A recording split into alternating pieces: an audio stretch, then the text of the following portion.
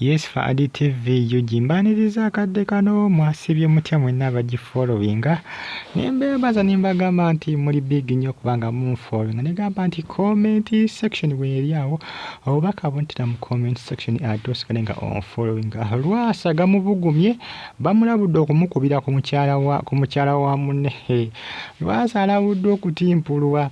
Lwasa alina omuwala gwe yakwanye naye omuwala alina boyfriend we w'omuwala alabudde Lwasa ndowooza kalengera akawala keeko kannabutono kamama figa bakayita kamama figa simanya nga mama figa keeko akawala kolengera mu kifaananyi Lwasa ng'ali mu katabbira.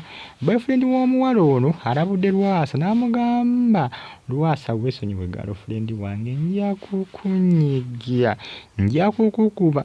Lwasa tamanyi gwalumba bano abavubuka oluusi baba n'ebigaaligaali baba n'ebigulupu bakugwako ne bakutimpula notamanya ani akukubye notamanya ani akukubye. Philip amanyikiddwako erya Philip n'agamba nti girlfriend wonna baludde nga bali bonna era ne Rent yamusasula ne Lwasa avudde n'akola ki n'amwezza.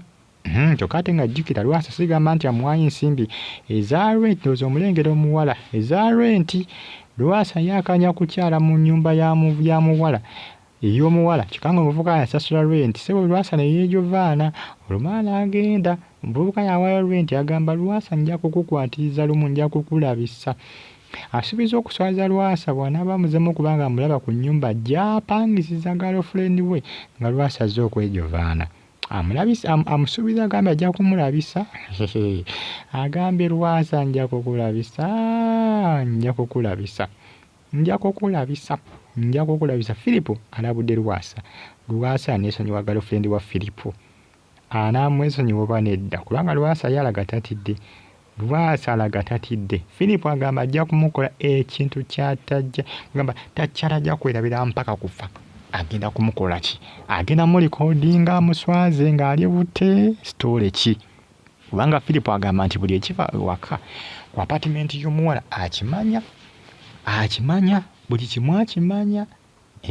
Era Lwasa amulaba ng'agendayo ng'agenza okukyalira girlfriend we.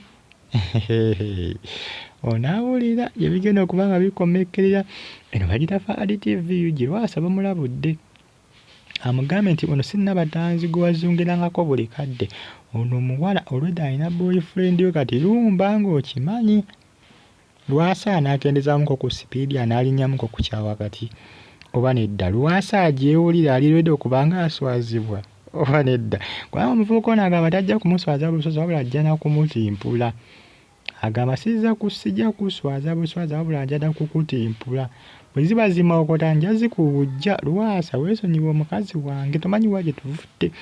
Ekisooka walemu okumupangisiza ennyumba oyagala kujjanga muyange gye mbapangisiza mudde omusibo mweyagale mweyagale omwo. Lwasa yali akakyalidde akawala ebifaananyi ne bikola ki ne bifulumizibwa kumba omulenzi yaliwo n'akikola ki n'akapicyalinga ekifaananyi n'akitimba ku social media. Ndozo kalengera kamama figa keeta kamama figa kannabutono kakyala ka Philip.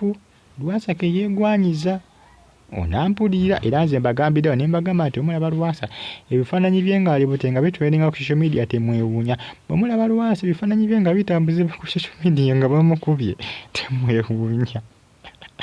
temwewuunya. Enyinza kubagamba kyokka temwewuunya kubanga omuyala mulabudde ajja kumuyisaamu mangu. Nze mbagambe ewuunya mbiraba nga bitrendinga temukyewuunya.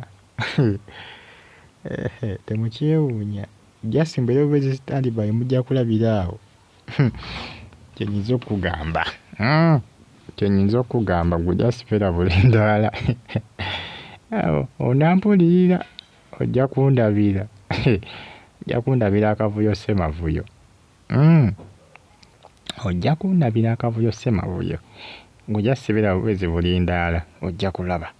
Azenga amulabula amasimu azenga amukubira buli kimu ng'akimugamba naye tawulira amugamba olemezaamu kale tujja kulaba bw'oba olemezaamu tujja kulaba ekinaava mu y'ebiraka. Subscribinga nyiga kade bagita Fadi TV jimbebaza ne mbagamba nti mwali nnyo kubanga munfollowinga.